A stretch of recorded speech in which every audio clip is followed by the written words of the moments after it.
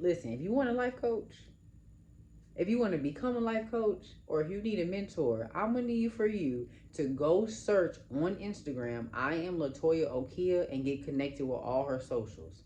I didn't even know what life coaching was, y'all. I didn't even know it was a thing or something you can make an income from. I never knew what life coaching was. Like, never. And I prayed to God for a mentor, and she popped up on my YouTube. Clicked on her video, and it's been up ever since. Okay, it has been up ever since. I've learned so much, I've grown so much, and God has really spoken to me through her so much in my life. And I even became certified as a life coach. So check her out if you aspire to move in that direction, or if you don't want to become a life coach, she can be your life coach. Okay, she can change your life, or I don't know how God's gonna work in your life. So even if she's not meant to be your life coach, the mere fact that you are seeking one, God is going to place you in front of the right one, and she might lead you to it. I don't know. Pray on it, but check her out. Okay? 4 things that I learned from my life coach. We had a session the other day, and I don't always catch every session, but something was, man, I know it was spirit. So I'm not gonna say something. We get so caught up in saying something. It was God. Email popped up, life coaching session, and it was literally in 20 minutes. 20 minutes. I clicked on it, hooked the Zoom up, got on, and it was the best thing I could have done. I was in such a space where I was going back and forth with, am I doing enough? Because I'm not seeing physical results, am I really getting stuff done? I had so many questions in my mind, and I was struggling with a lot of different emotions. Even though in my spirit, I know God is working. I know I'm on the right path. I know that everything that I have been doing, I've been sowing good seed, and I'm going to bear much fruit from it. It's just sometimes we get caught up in the fact that we're not seeing the physical results, and we begin to question, well, are we really moving? Are we really progressing? Because I don't see, what it is that I want to see. My circumstances are telling me that I'm not accomplishing anything, but I really am. So I say that all to say,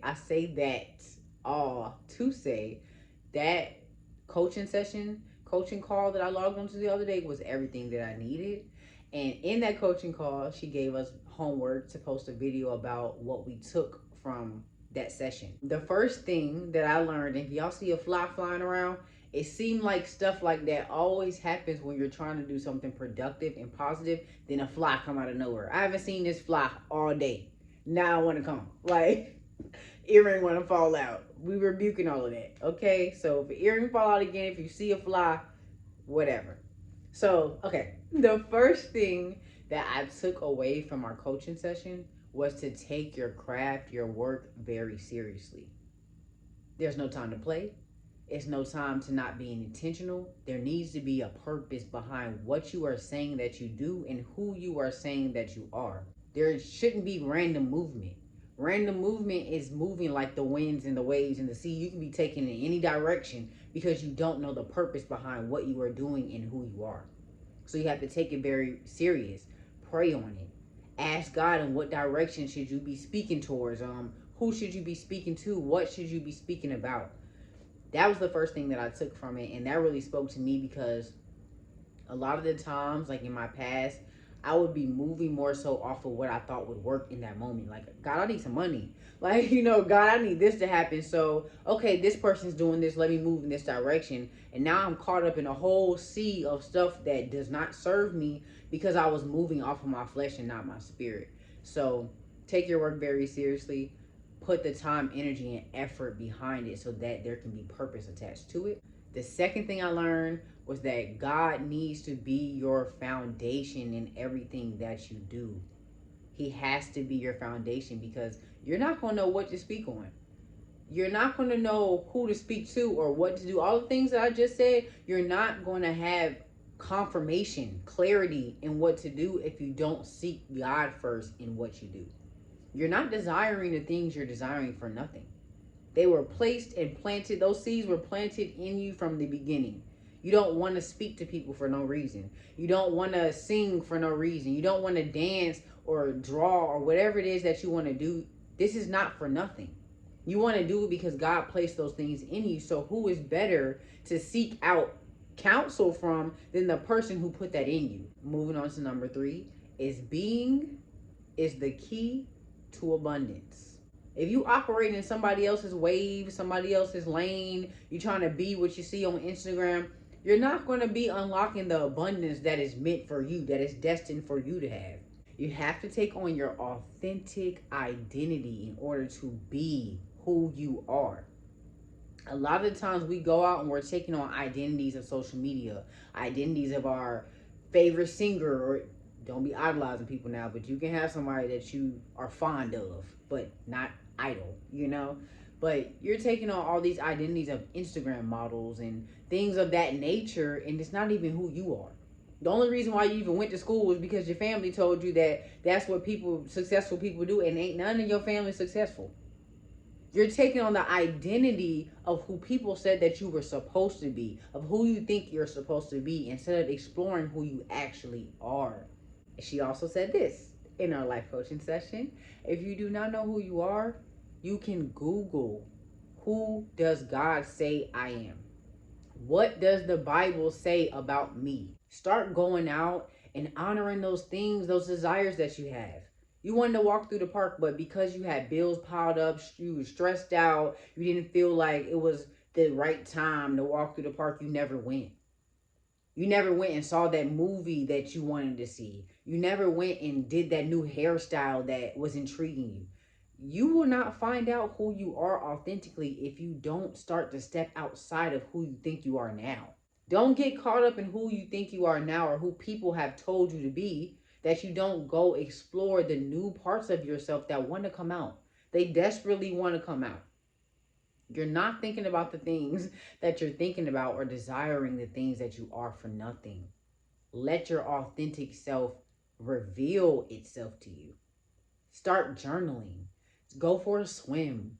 Go to a random restaurant. Like really start to honor the new things in your life so that your authentic self can come out more. The last but not the least, most likely the best, is you have to visualize what you desire. Visualization is key to becoming.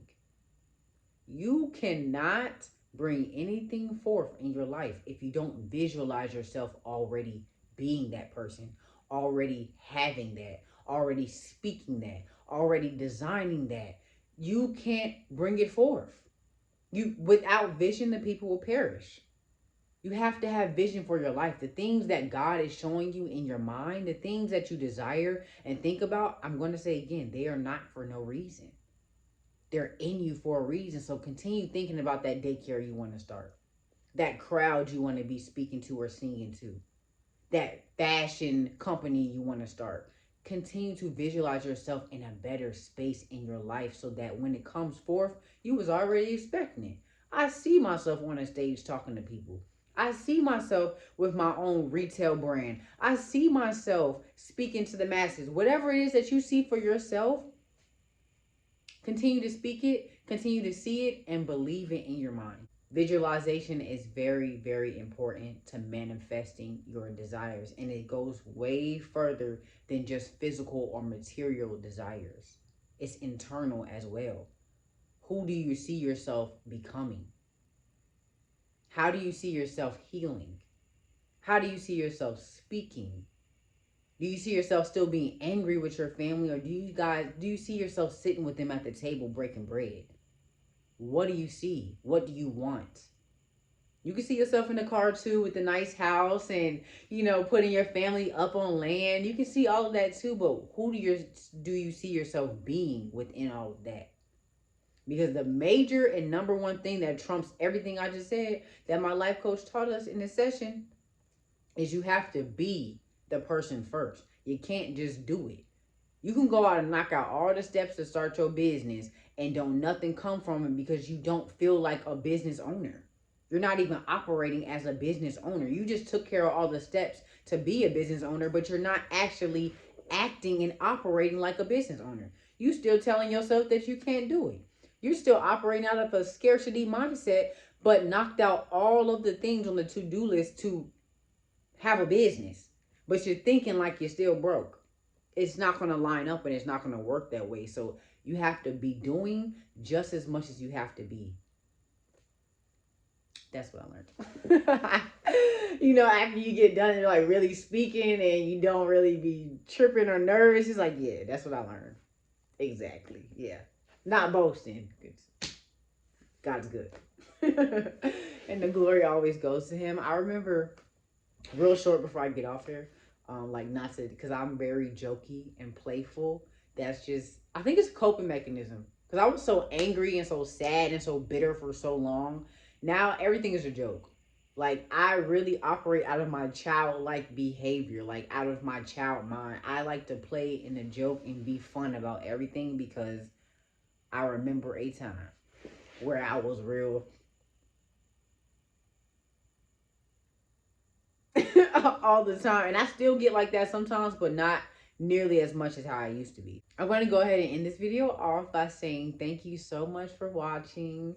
Thank you for subscribing. Thank you for all the love. It makes me feel so good to know that what I'm doing and what God is doing through me and who God has made me, like me accepting who I truly am is helping people. And it makes me feel super good and fulfilled because all I've ever wanted to do was be me. I was so tired of being everything but me, and it was taking me to dark spaces. So for me to be in the position and place that I am right now, even speaking on camera, speaking life into people, it's a blessing to my life, and I'm so thankful to God for it. And I'm continuing to send high vibrations, peace, love, and just great energy your way. And I pray that this turned something around in your life and it brought you some sort of confirmation, clarity, and peace as well. So yeah.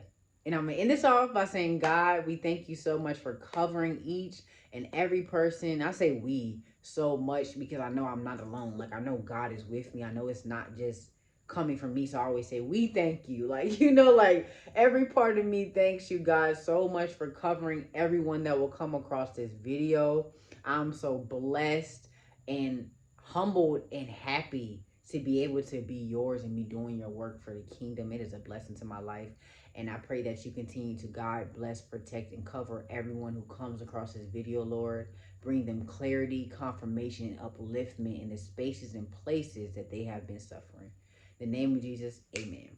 Y'all have a great night or a great morning whenever you see it or wherever you are.